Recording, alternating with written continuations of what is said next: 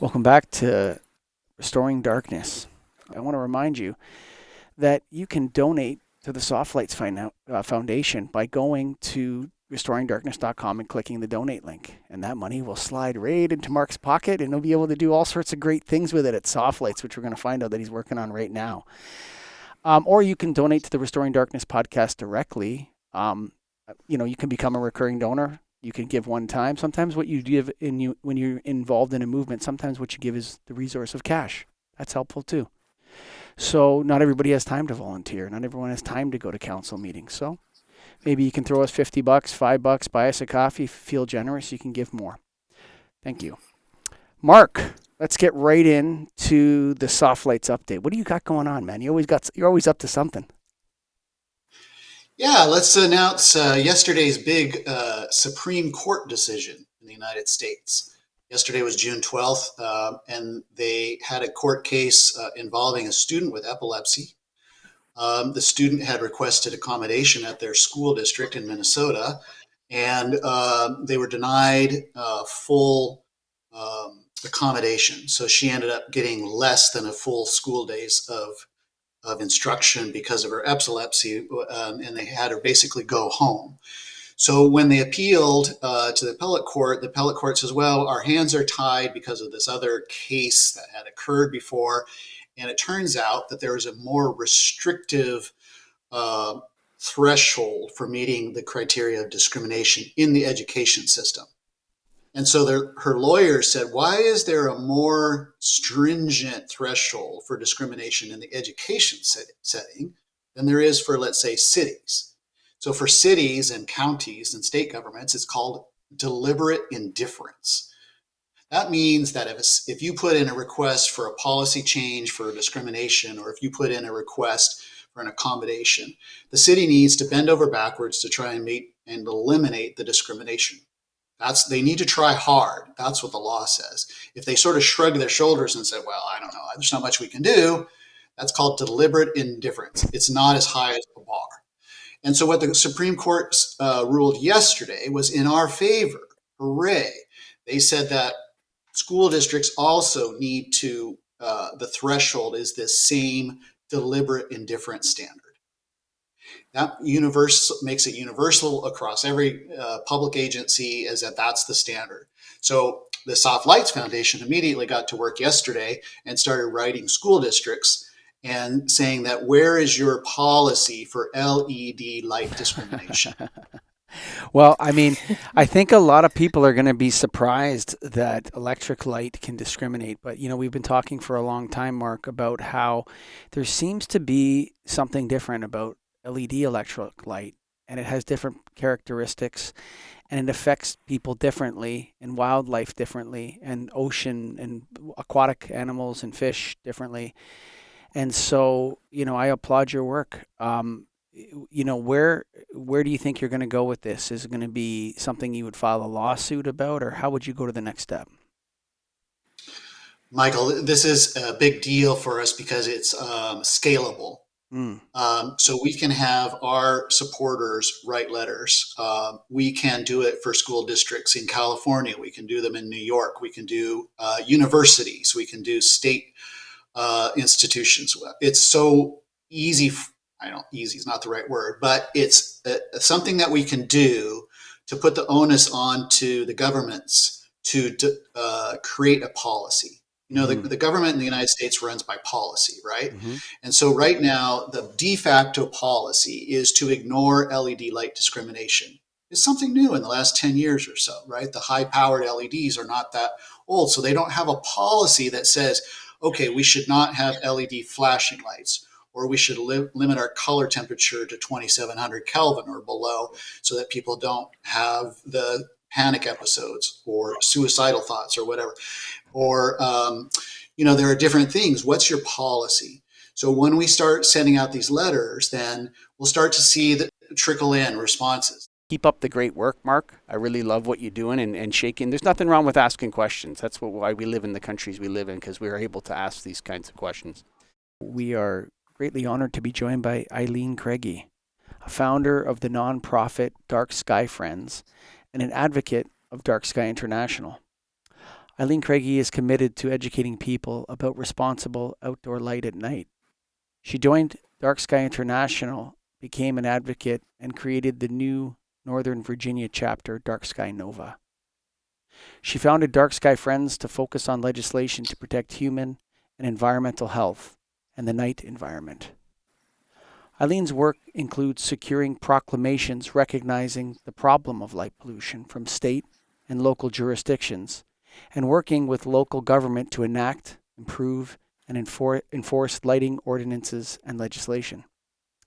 Exhibiting public outreach and hosting events for light pollution education include Wolf Trap National Park's Bat and Firefly festivals, the National Book Festival, presentations to local organizations, displays, and writing articles.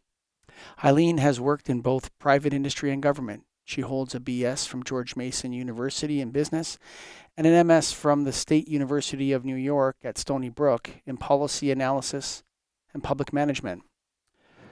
Websites, there's a bunch of them there. They're going to all be in the show notes. Eileen Kragie, welcome to the Restoring Darkness podcast. We're happy to have you. Thank you so much. It's a pleasure to be here. Tell me about when you realized in your mind for the first time that light pollution is not a metaphor, that light pollution, or now we're calling it darkness pollution. When did you realize that it wasn't a metaphor and that it was real? About 4 years ago when I got into this, I had been familiar with light trespass for, 40 years because of light shining into my grandmother's house from the gas station behind her. And then I was living in West Virginia, and somebody built a house and they put a big spotlights at the apex.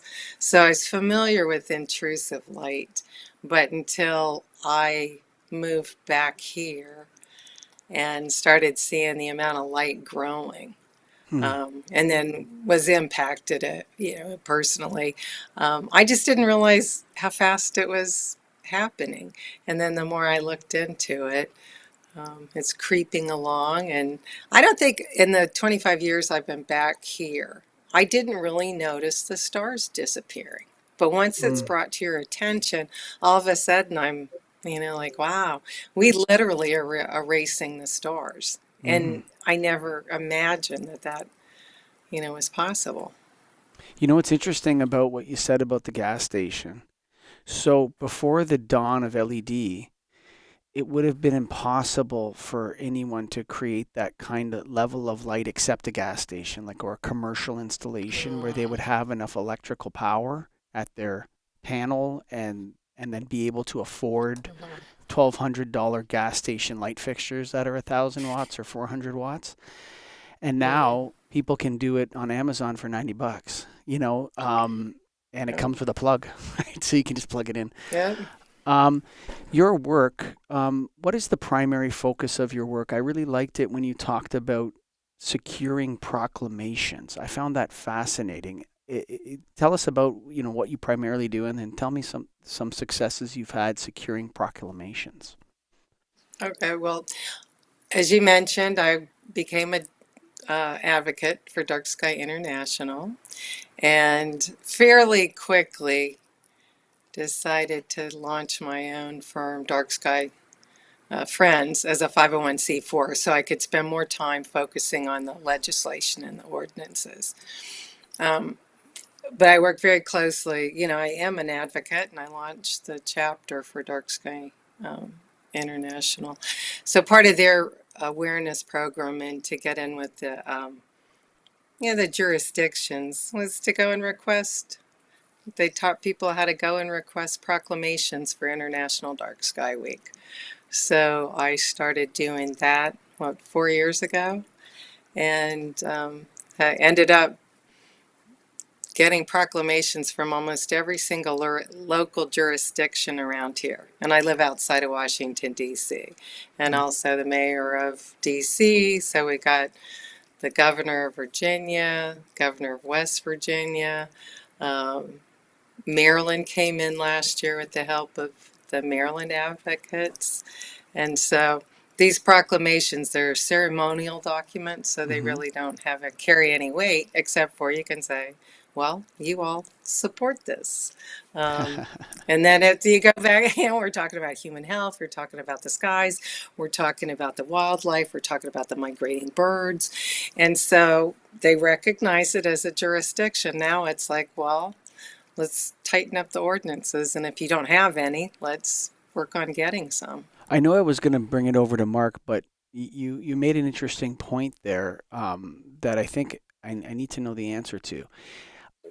I work in the lighting industry, so when I leave here, I go and sell people lighting. Okay, literally, that's what I do. I lost my Yeah. customer service manager, so I'm right on the front lines right now, dealing with actual customers right up there.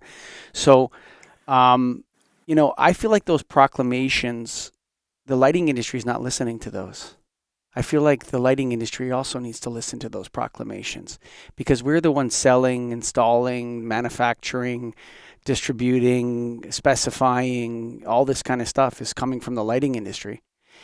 And I feel like someone should make a proclamation on Inside Dot Lighting or Edison Report saying, hey, we're not in the lighting industry, but we've had enough of this light pollution. Can you guys start doing something about it on the industry level?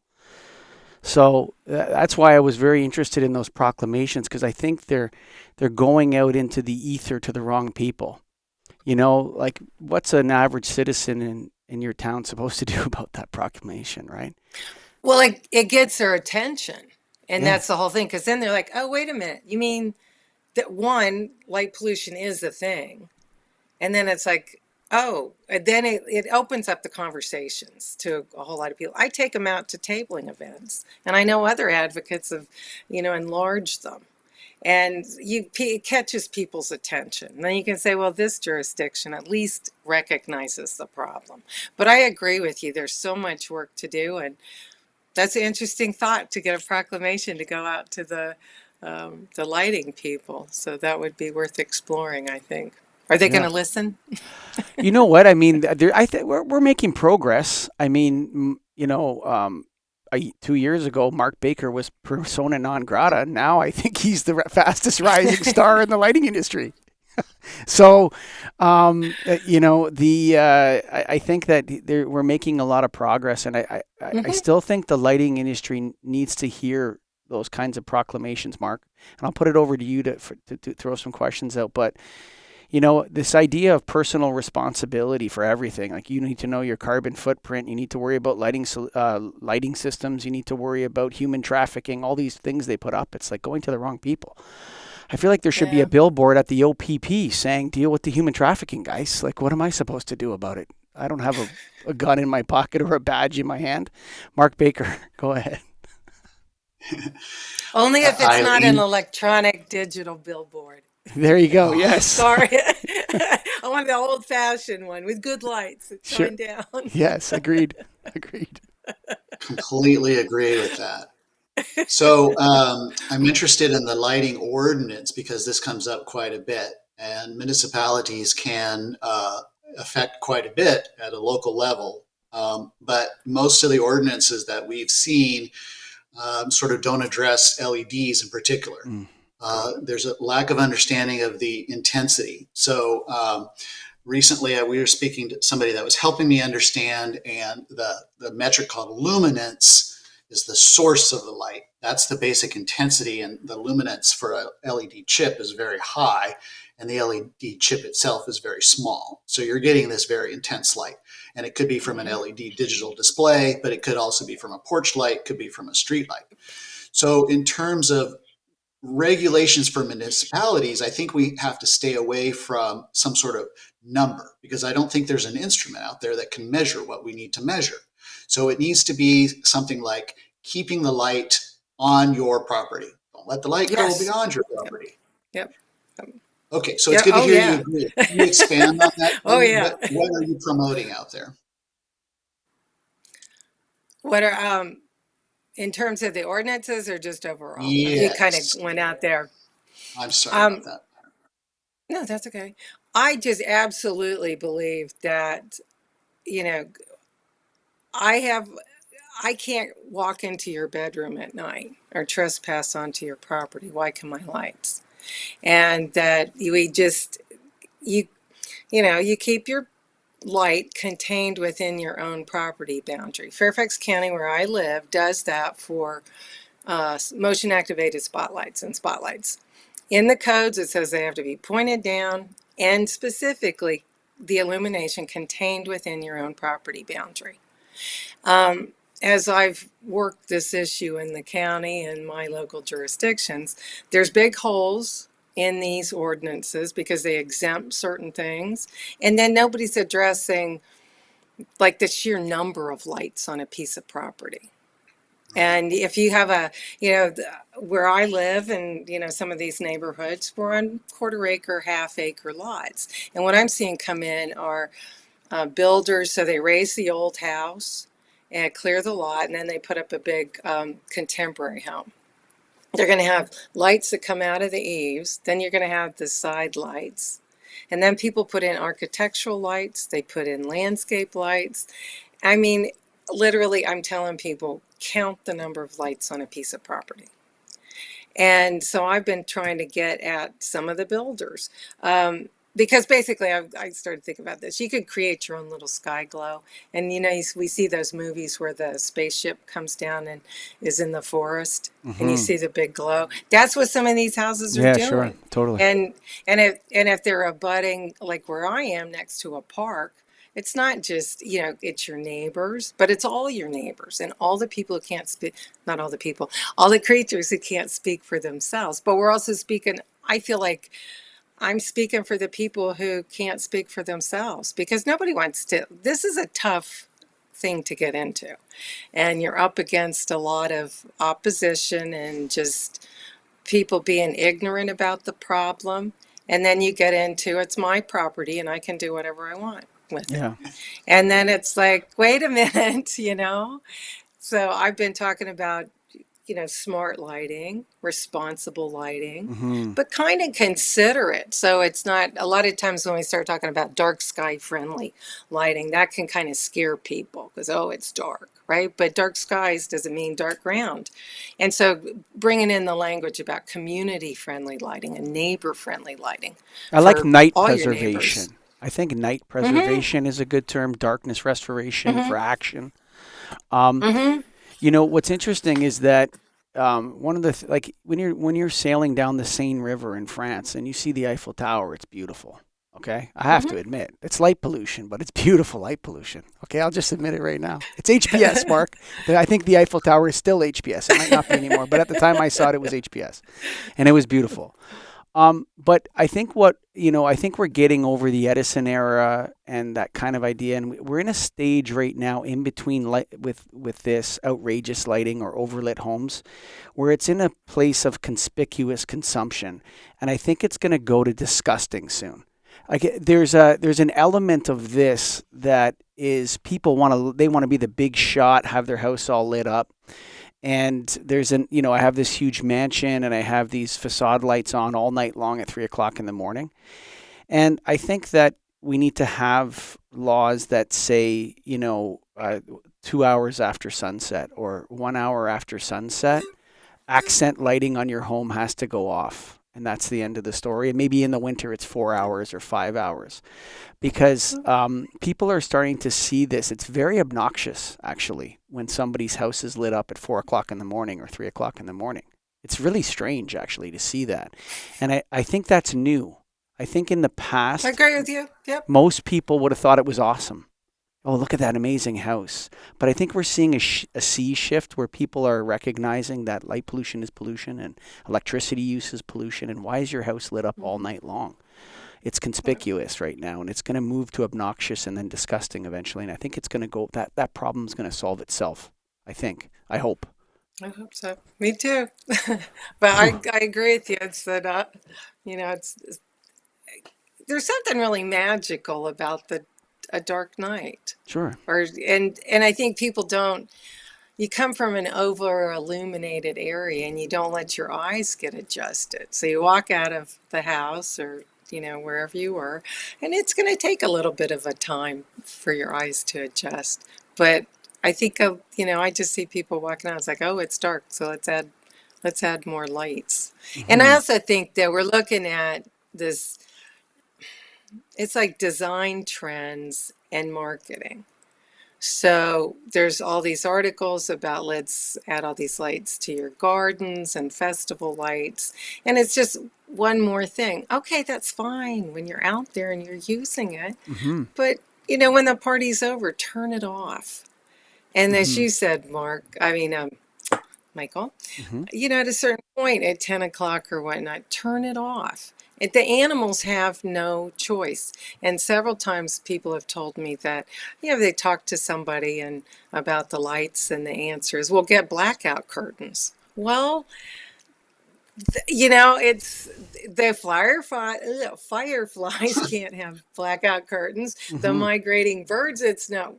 Well, okay, maybe the migrating birds. Well, they can't have them, but if you have the blackout curtains are to keep the light in, like in World War II, when you had the Mm-hmm. bombing raids. Sure.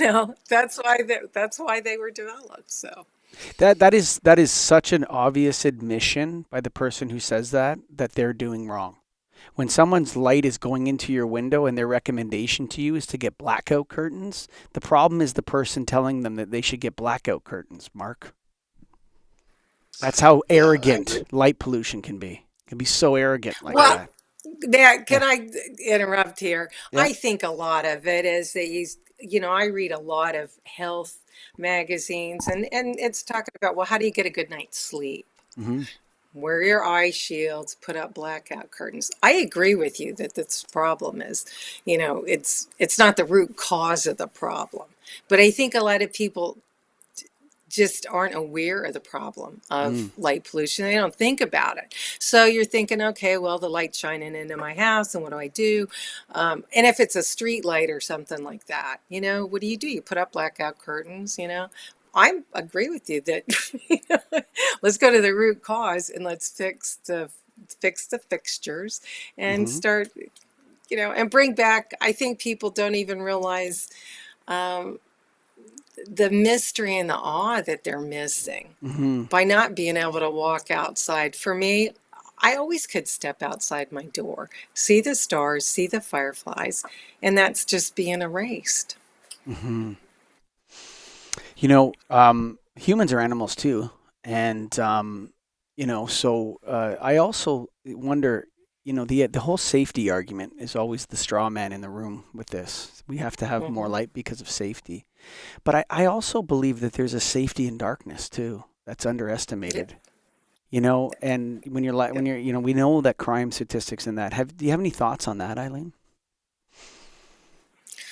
Well, you're talking to a girl who likes to walk in the woods in the dark. So, and it's, um, you, I agree. Once you get used to your area, and you're comfortable walking in the dark, but it's like making friends with the night and making Hmm. friends with the dark. I adopt dogs, and they've kind of taught me that when they first come out, they'll start making circles around to understand their area and where they are. And it's Hmm. just like, I know I've moved to places and it's kind of strange, and you're a little bit uncomfortable, but the longer you live there and you walk around, you sit outside, it's like, oh, this noise is normal and this is what this is. And so it's taking that time to really, you know your environment and become friends with it. So our environment, though, is changing around us, and people born a few years ago only know LED lights, and the light pollution is there, and they won't have seen the stars, so they don't Hmm. realize what they're missing. And so to try and convince them that, oh, we had this thing before that was really great, we should get back to that, they're not going to understand. How do you address this difficulty of conveying the message, even to people that are on city councils, for example, who are busy with their daily lives, who may not have taken the time to appreciate the stars, that this is something important? How do you get this message across? Well, I started putting on these events. So we had a welcome the fireflies to Wolf Trap. We had a bat festival. So I'm bringing in all the people. If you have a tangential interest in addressing light pollution, get all these people together. And I invite the councils, and I invite the mayors, and I invite everybody. I did in the town here, Vienna, I had a light pollution awareness week and a light pollution awareness day. And so I won the banner lottery, and they put up this huge banner over the 4-lane street, and which is really exciting. But Wow. and so for that light pollution awareness day, um, I work very closely with George Mason University. They have an inflatable planetarium. So to get it, how do you show people what you're missing? Mm. Well, they can actually show what the sky would have looked like. The Bird Alliance, the gardening groups, they've been a super supportive group, and they're interested in it because of the pollinators and all of that. I invited my board of supervisor in his office. They're absolutely great. And so having speakers, so from DarkSky International, there's a wonderful guy around here. He's the capital naturalist, Alonso Abogadas. So he teaches in the capital naturalist programs, and has worked for some of the county. He's a great generalist, and he has these amazing stories that he can bring in about everything. So we feature the fireflies. So he comes and he talks about, the stories about the fireflies, but the focus is how does artificial light at night impact these, these creatures. And it all comes down to what can you do? So what steps can you take as an individual? And then it means talking to your colleagues, your friends, your family, because every single person has to be talking about this and educating people, because we're going to need people to write their elected officials, to get the ordinances passed, to get petitions signed, but if you don't understand the problem, and oftentimes people don't, until it moves in next door to you, they just don't pay attention. They I'll just tell you, don't notice it. I've done 150 or so Get Restoring Darkness problems podcasts, and I don't think I understand the problem. Um, I'll be honest with you. Uh, but it sounds like you're delivering a positive message, and it sounds like these are fun events and stuff like that. But I want to go back to that comment I made earlier about personal responsibility. I feel like the government and industry and stuff like that, the idea of creating personal responsibility for everything is a way to get out of doing someone's job or something, you know? And Okay. it's like and I agree with you that those people should write their politicians, but I think I think there's a way in which we could put more pressure on the lighting industry Mhm. and on the Good. Department of Yeah. Energy Yeah. and on these organizations that have been so focused on lumens per watt for so long, thinking that they're saving climate Right. change and Yeah. all this by, hammering the lighting industry for endless efficiency improvements. And that's been a catastrophe, Yes, actually. I agree. Yeah, It's been a I agree. total catastrophe. And so this idea of personal responsibility, I see it everywhere. Like I said, with human trafficking. Look out for human trafficking. Like, what am I going to do about that? I'm not going to take some girl and grab her and say, "Are you being human trafficked? It looks like you're alone." Like nobody does that. Or like People do. I have had friends that have talked to, young women in airports and tried to figure out, watched out for them. So they're, you but what I'm do saying what is you that do. it sounds like the police need to do their job. It sounds like the FBI's get billions of dollars a year. And so like are we holding these accreditation agencies, these product labeling companies, the lighting industry, is anyone holding it accountable for all of this that's been growing so quickly? I don't think so. I don't see I don't, any evidence of that. I don't think so either. Dominion Energy, big energy company here, and they're the ones that supplies the streetlights. Well, to try to figure out, you all know that there's certain people just slap dark sky friendly on products, and it's like natural when you go to a food. What does it mean? You do have Dark Sky International approved lighting, so that's a process where that's really investigated. But with Dominion Energy, you can't even get at some of the specifications of these luminaires. And I mean, I'm working with a group here in Virginia on this, and thank goodness that they are drilling down into the weeds about this, because it is kind of shocking that um, the industry's not attuned to this more. I think you mentioned that you see me a lot on LinkedIn, and I'm encouraged that there's a lot of lighting designers that are learning about this. They're Mm-hmm. writing about it, and I'm getting a little bit encouraged about it. The Mm-hmm. manufacturers, every time I see something that's positive, where they're educating Mm-hmm. people and they're addressing, um, you know, responsible outdoor lighting at night and how to do this well. Boy, do I tell people about that. But I agree with you all, and I agree that the government, the somebody explained to this explained it this way to me when I first got into this. The ordinances are just for like the 5 or 10% of the people that won't voluntarily adopt this, Mm-hmm. these things. So then you get into the enforcement issue. I mean, trust me, I am all for, like, I want the strongest ordinances. I want the strongest legislation for this. Mm-hmm. But it's great to have this conversation because it's kind of a massive problem. Let's talk about health for a little bit. This Dominion energy issue, this is one of the major problems with the utility companies and profit making. This is a big profit center for the utility companies, this artificial light that they sell. And the United States government came in and the Department of Energy promoted these LED streetlights. Mm-hmm. And they were supposed to work with the Food and Drug Administration to develop performance standards to make sure that the light is safe, and this never occurred.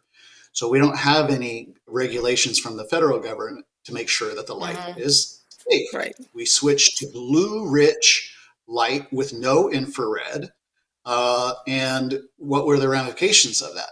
So recently, there's been some talk about the term carcinogenic and related to light. Uh, Dr. Mario Mata is not ready to say that LED light is carcinogenic, but a recent research study came out where the researchers said that that artificial light and light and air pollution both are Mm-hmm. environmental carcinogens. So I was wondering if you could talk about your first, are you using that term carcinogenic? Because it's a big deal, right? People do understand what carcinogenic means. So is that a motivator? Are you using that term? And then what else are you talking about with people out there about the health impacts of artificial light? No, I don't use the term carcinogenic, but I'll certainly look more into that. When I talk about the health benefits, it's educating people that artificial light at night, light pollution, has been linked to cancers, breast and prostate, obesity, diabetes, high blood pressure, Yeah. anxiety, depression. Of course, we have sleep disorders. And then they're finding links to Alzheimer's. And, that's a huge thing. I'm actually taking a course upon cognitive health or cognitive function and to look at dementia and Alzheimer's. So if you're putting these are all great questions. What are the lights doing to school children? What are you doing to, look, I don't have little kids, and I grew up with, the incandescent light. So I didn't, for the bulk of my life, I didn't live under it. So I think there's so much that we don't know about the effects of these lights. And, you know, am I answering the question? Yeah, So- no, what's emerging is that I think that we need to understand the difference between different electric light sources, and there's a difference, and that's not been acknowledged, right? And so you have all this talk about health benefits of lighting, and I think that comes from the sun. And Mhm. inside, we need to stop doing damage with electric light. And with electric light, we need to look at eliminating damage, not really look at how it can improve health outcomes. I don't believe that. I've done hundreds and hundreds of lighting podcasts in my career, now 10 Mhm. years, and I don't believe that you can actually improve someone's health outcomes with electric light. I don't think that's possible. I mean, they have studies that show this or that or next thing or whatever, but I just don't believe that. I think there's only damage. And What about, yeah. I was going to say, what about seasonal affective disorder? Yeah, I mean, that was a big thing back in the 90s. We sold stuff because you remember I sell this stuff. Okay. All right. Yeah. And like, it's not like I'm not talking to scientists. I'm like, you stand in front of somebody and you tell them that their lighting system is going to improve their circadian rhythm, and then sell them that system, and then go measure. Like, come on, tough guy. You come put yourself in my shoes, okay, and tell that to somebody. That's tough. That's a tough sale. Yeah. Okay, so what happens in the laboratory? Fine. You know what I mean? They had these big mirrors in the old days, 10,000 lumen lux or whatever coming out of it, and you sit in front of it for 15 minutes and it makes your mood better. I think that's torture for me, but maybe it works. Maybe it does a little tiny I tick don't or know. something. Maybe Yeah. there's some kind of effect to that. I don't know. To me, I'm very suspicious of marketing claims from lighting manufacturers about health Mm. increases. I don't care what I love the researchers out there. They're great. But when it comes to the Mhm. manufacturers, I have a tough time with it. Um, Sure. but I think it's mostly damage, and we need to look at it, acknowledge it. And then the other thing you mentioned about the lighting designers, I've noticed that as well. I think the lighting designers are gravitating towards this, Eileen. I think they're moving in. They want to become lighting and darkness designers or something like that. You Yeah. can see it with the Great. top people. Yeah. Yeah, you can see it. Yeah. Yeah. So So, I agree with you there. and I think But that my now that, no, Eileen, you go ahead. oh, I was just going to say now that there's some really good examples of places where you can have beautifully designed lighting at night and you can still see. So you have that reassurance lighting. And so there's just great examples. So you can say, oh, well, look at this. In there, I know there's some places in Ireland that are just beautifully done Mm-hmm. with the light. Mm-hmm. And you see the before and after pictures. And so the designers, it's like, wow, you really can do this well, Mm-hmm. well designed. And then you get back to the, safety and lighting. So they're not mutually exclusive. You can have well designed lighting that Mm-hmm. allows us to traverse our spaces safely and, not impact everything around us and not impact the view of the night Mm-hmm. skies. This is where I'd like to complain about the lighting designers if anybody's listening. So on LinkedIn, You got two uh, minutes. You got 2 minutes because we got to close the show after that. no, the, we see on LinkedIn, they feed us this information, right? So we see people advocating for protection of the natural night, but we see these lighting designers and they're promoting how great their design was. So sometimes I'll put pound light pollution on their design, which is probably not what they want to hear. Well, But there's an example of a designer that just posted, and there's these squiggly lines embedded into the sidewalk. And the lighting designer is claiming that that helps provide a spatial awareness and that we can see better.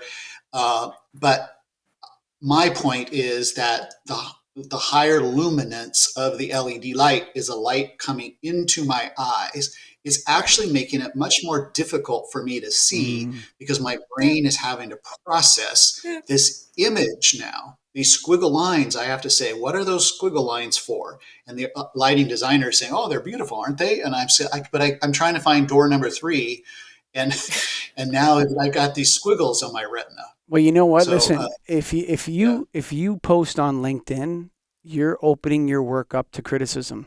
So don't expect, if you want to be a big shot lighting designer on LinkedIn and you want to post and other people are observing your light pollution, guess what? You don't own LinkedIn. You're not. That's a place for dialogue and conversation. Eileen, do you have any final thoughts for our Restoring Darkness listeners?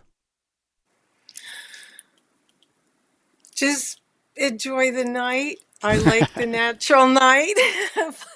Turn the lights off. It's firefly season here, and it's just beautiful out.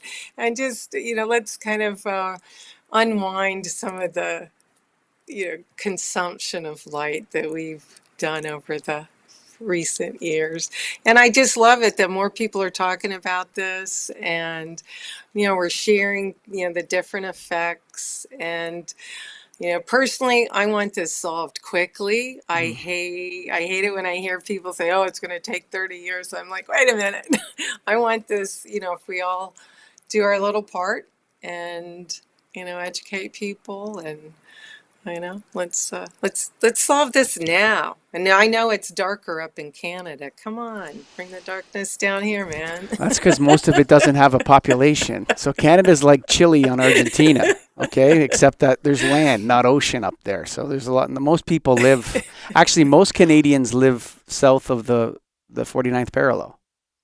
I don't know if you know that. I think it's 60% of all Canadians live south of the 49th parallel. So we live really close to the United States. And we Yeah, love you, and we love you guys. But I was so happy love to. you. Yeah, I was so happy to interview Eileen Kragie today. She brings a real positive feeling to the show. Sometimes it's dark, this show, and it's depressing.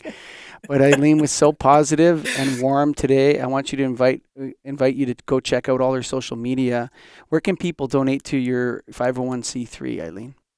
Which one of these Well, ones? mine's a 501c4. So Four. that's Okay. Dark Sky Friends. Yeah, go to the website and there's a button there. And thank you very much, because I got to pay for the signs I put out and all the material. DarkSkyFriends.org, pretty easy to find. Of course, if you want to support this work, you go to restoringdarkness.com. You click that donate link. There's no pressure. I mean, we're not broke, but we could use some help with production costs. And, Mark Baker is doing some great work at Soft Lights Foundation. So you can donate to the production of the Restoring Darkness podcast, or you can donate directly to Soft Lights Foundation at restoringdarkness.com. You go to donate, and then there's like little links you click, and there you go. And thank you all out there in the movement. I agree with Eileen that we need to accelerate it, but I'm not as positive that it's going to happen. I think it's going to take longer, but we'll see. Bye for now, folks.